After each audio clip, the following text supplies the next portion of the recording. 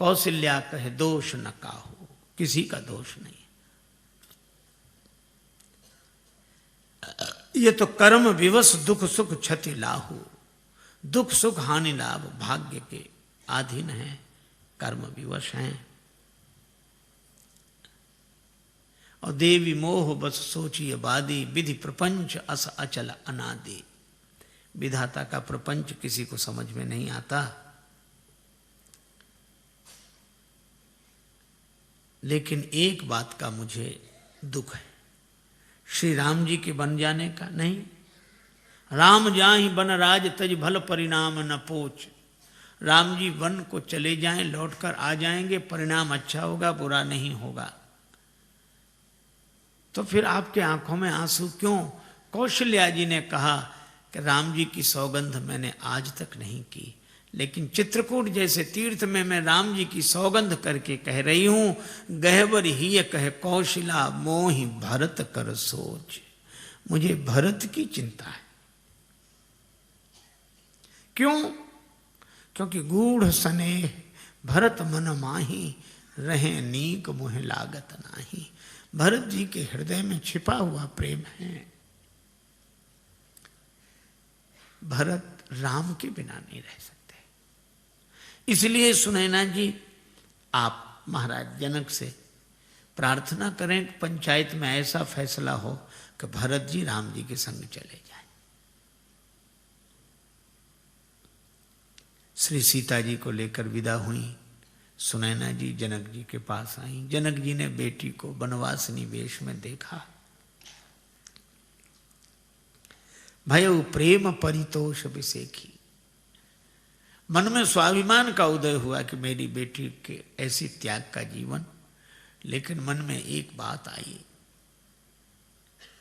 किसी व्यक्ति ने अपनी बेटी का विवाह किया बड़े ठाट वाट से। बेटी की विदा हुई, ससुराल गई। दैवयोग दूसरे दिन उसकी मृत्यु हो गई। सभी लोग जुड़े, शोकाकुल था परिवार। उस बेटी का पिता भी आया था। सबने अपनी अपनी श्रद्धांजलि दी। पिता ने कहा कि बेटी की समाधि बनाओ तो उस पर ये 2 पंक्तियां मेरी ओर से लिखा देना। क्या दिया? जो कुछ भी दे सकते थे, हम इस उम्मीद ना मुरादी में कफन देना ही भूले थे, फकत सामान्य शादी में। हम यही देना भूल गए थे। जनक जी भी सोचते हैं कि हम ये वनवासिनी का जो वेश धारण किया, ये वस्त्र देना भूल गए थे। श्री जानकी जी की ओर देखकर कहा, पुत्र पवित्र किए कुल दो। दोनों कुलों को पवित्र किया बेटी। श्री जानकी जी माता से विनय करके लौटकर अपने शिविर में आ गई। जनक जी से मां सुनैना ने कहा जो कौशल्या जी ने कहा था। जनक जी उठकर बैठ गए। देवी, धर्म राजनीति ब्रह्म विचार अत्यंत जटिल विषय है। धर्म के बारे में निर्णय करना कठिन। किम कर्म किम अकर्मेति कवियो अप्यत्र मोहिता। बड़े बड़े बुद्धिमान मोहित होते हैं। और राजनीति कुछ भी निर्णय पूर्वक कहना कठिन होता है। और ब्रह्म विचार वेदांत, वेदांत तो अकथ का कथ्य है। जो नहीं कहा जा सकता उसको ही कहा जा रहा है। कितना कठिन।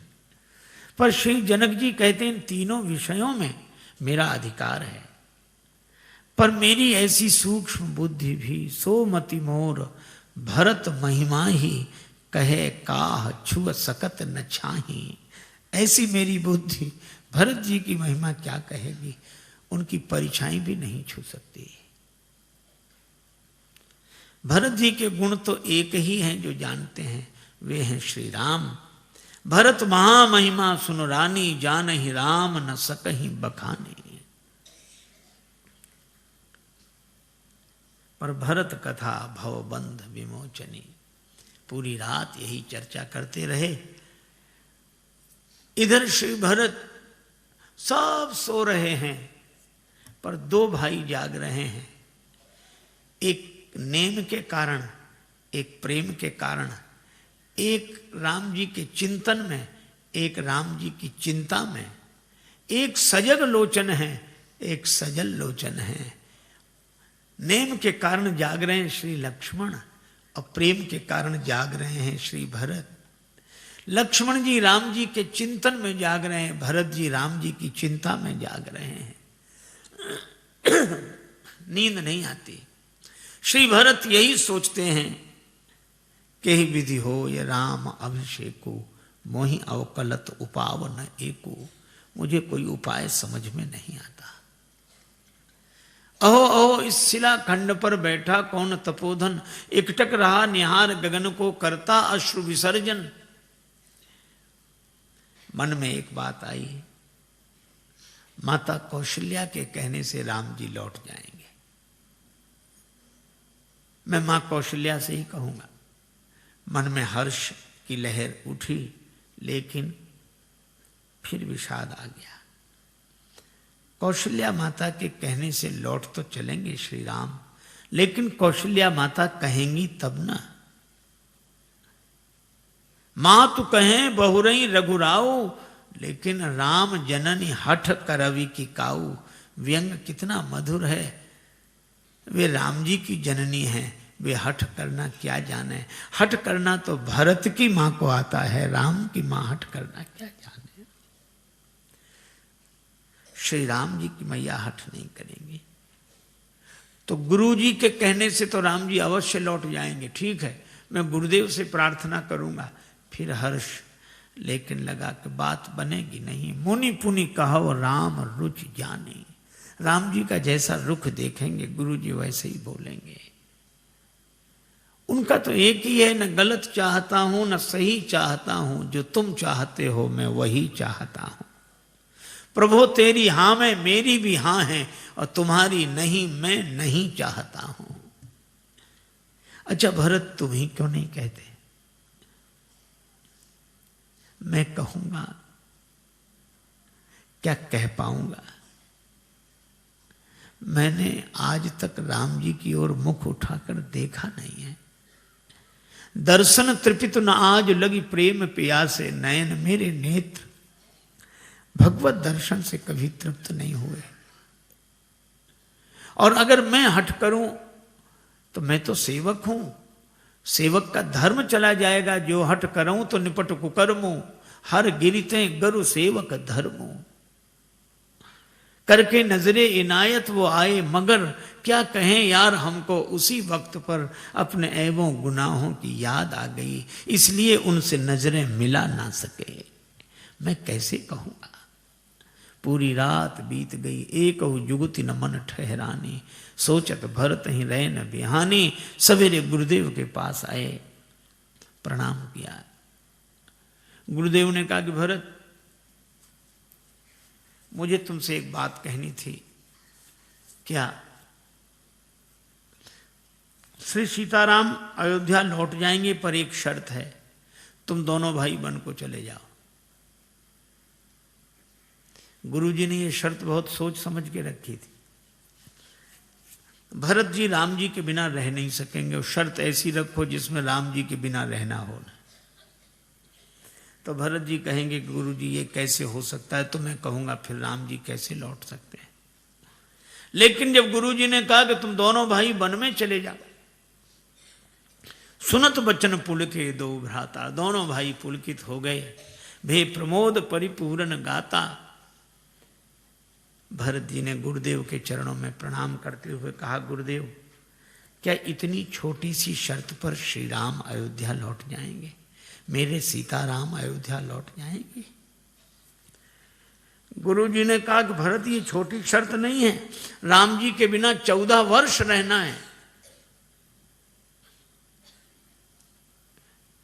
भरत जी ने कहा कि गुरुदेव मेरे सीताराम सिंहासनासीन हो जाएं तो 14 वर्ष की कौन कहे। मैं आपके चरणों की सौगंध करके कहता हूं, कानन करऊं जन्म भरी वास। मैं जीवन भर वन में रह सकता हूं। अरे फिर तुम्हें राम जी नहीं मिलेंगे, न मिले, पर यही क्या कम है कि मेरे कान सुनते रहेंगे कि मेरे राम जी राजा हैं, प्रसन्न हैं, आनंद में हैं। वशिष्ठ जी फिर बोल नहीं सके। तत्सुख सुखित्व का ऐसा उदाहरण और कहां। नीके रहो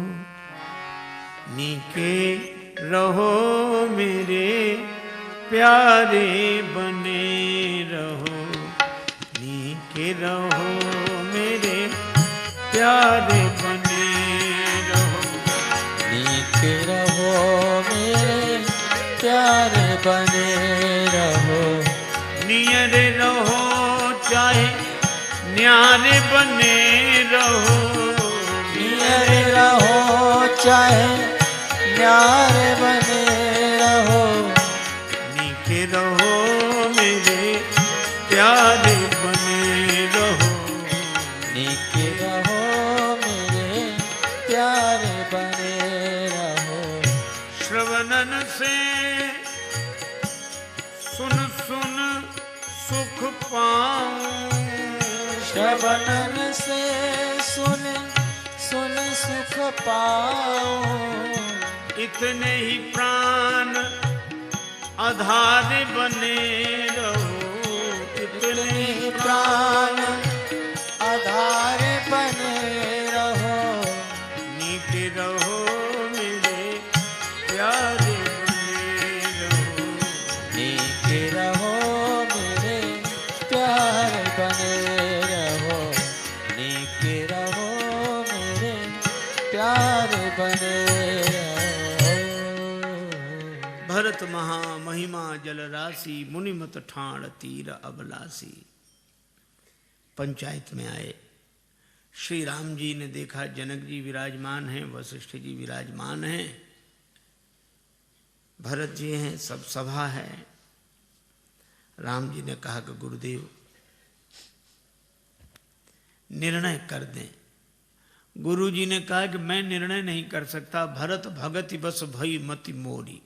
मेरी बुद्धि तो भरत जी की भक्ति के वश में हो गई। भरत स्नेह विचार न राखा, तो आप कुछ तो कहें। गुरुदेव ने कहा मोरे जान भरत रुचि राखी, जो कीजिए सो शुभ स्यो साखी।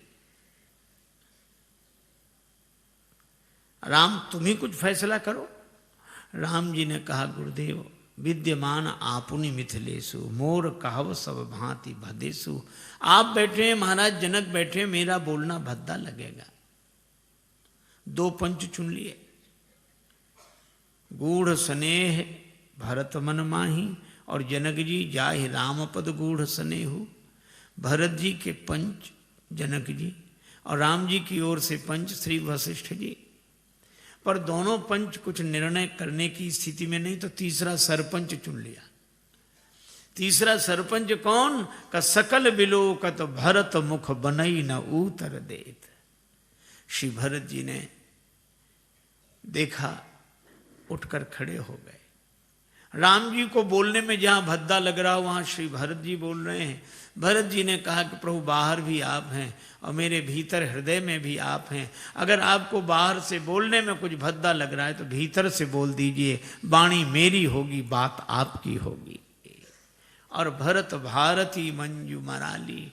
श्री भरत जी सरस्वती जी का स्मरण करते हैं, मानो भरत जी नहीं सरस्वती जी बोल रही हैं, और सरस्वती जी के माध्यम से राम जी बोल रहे हैं। यही है, वाणी भक्त की होती है और बात भगवान की होती है। श्री भरत जी ने कहा मैं तो बस सेवा चाहता हूं। भगवान ने कहा कि मुझे अवध ले चलकर मेरी सेवा करो या मेरे साथ चलकर मेरी सेवा करो। श्री भरत जी बोले दोनों बात नहीं कह रहा हूं। फिर का आज्ञा सम न सुसाहिब सेवा, आदेश मिल जाए, आज्ञा मिल जाए। राम जी पुलकित हो गए। राम जी ने कहा कि भरत पितु आए सुपाल ही दो भाई, दोनों भाई पिता की आज्ञा का पालन करें। मैं जानता हूं कि तुम्हें इसमें बड़ी कठिनाई, निर्णय हो गया। भरत जी ने 5 दिन में चित्रकूट का दर्शन किया। आज सुंदर दिन जानकर जाने की बात मन में है, पर राम जी कुछ कहने में संकोच कर रहे हैं। तो राम जी ने सोचा कि हम कैसे कहें कि आप लोग जाओ, कोई दूसरा कह दे। तो श्री राम जी ने देखा, गुरु नृप भरत सभा अवलोकी, सकुचि राम पुनि अवनि बिलोकी। गुरुदेव की ओर देखा। आप कह दें गुरुदेव मन ही मन सोच रहे हैं कि मेरा काम तो जीव को भगवान से मिलाना है, मिले मिलाए को अलग करना तो नहीं। श्री जनक जी की ओर देखा, और श्री जनक जी कहते हैं कि मैंने तो कोई फैसला किया नहीं, मैं कैसे कह दूं कि जाओ। कोई और व्यक्ति कह दे। और उसके बाद राम जी ने सकुच राम पुनि अवनि बिलोकी, धरती की ओर देखा। भरत जी समझ गए, उठकर खड़े हुए। आय सुदेय देव अब सबुई सुधारी मोर। आप आज्ञा दे दें, आधार मिल जाए। भगवान ने पादुका दी। श्री भरत जी ने पादुका अपने सिर पर रख ली। भगवान ने कहा कि भरत, तुमने मुझसे आधार मांगा था, हमने तो तुम्हारे सिर पर भार डाल दिया। भरत जी ने कहा कि प्रभु भार नहीं, आधार है। आधार कहीं सिर पर रखा जाता है? हाँ प्रभु। कब का सिर पर ज्यादा भार आ जाए तो आधार सिर पर ही रखना होता है। लोगों ने मेरे सिर पर अयोध्या का भार डाल दिया, आपने पादुका दे दी। अब राज्य का भार उठाने का आधार मिल गया। अब वो राज्य का भार जो मेरे सिर पर था, आज से पादुका पर रहेगा। सिर पर लोग कुछ सामान रखना हो तो पगड़ी का आधार रख लेते हैं। इसी तरह राज्य का भार सिर पर था, आपने पादुका दी। अब पादुका के आधार पर राज्य का भार रहेगा। भरत, वो तो ठीक है, पर पादुका किसकी है? का प्रभु आपकी। राम जी ने कहा कि तुम तो अयोध्या ले जा रहे हो, फिर कैसे फैसला होगा कि पादुका मेरी? भरत जी ने कहा फैसला हो जाएगा। पादुका अगर चित्रकूट में रहती तो आपके पद में रहती, और पादुका अगर अयोध्या में रहेगी तो आपके पद पर रहेगी। ये पादुका कभी पद से अलग हो ही नहीं सकती। चाहे पद में रहे, चाहे पद पर रहे। पद में रहे तो पद का भार पादुका पर, और पद पर रहे तो पद का भार पादुका पर।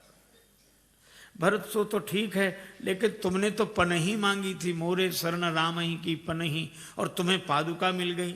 श्री भरत जी ने कहा यह भी अच्छा रहा।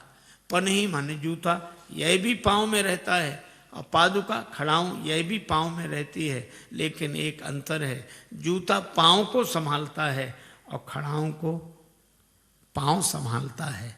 अगर मुझे पनही मिली होती तो आपके चरणों को मुझे संभालना होता, पर पादुका मिल गई है। अब आपके जब पादुका मिली है तो आपके चरण ही मुझे संभालेंगे, और मैं तो यही चाहता हूं कि आपके चरण मुझे संभालें। खड़ाऊं में एक खूंटी को अंगुष्ठ और अंगुली मिलकर पकड़ लेते हैं।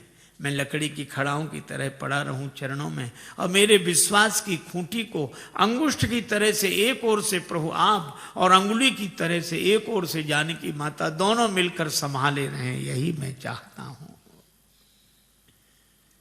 भगवान ने कहा कि भरत, सो तो ठीक है, लेकिन तुम्हें आधार क्या मिला?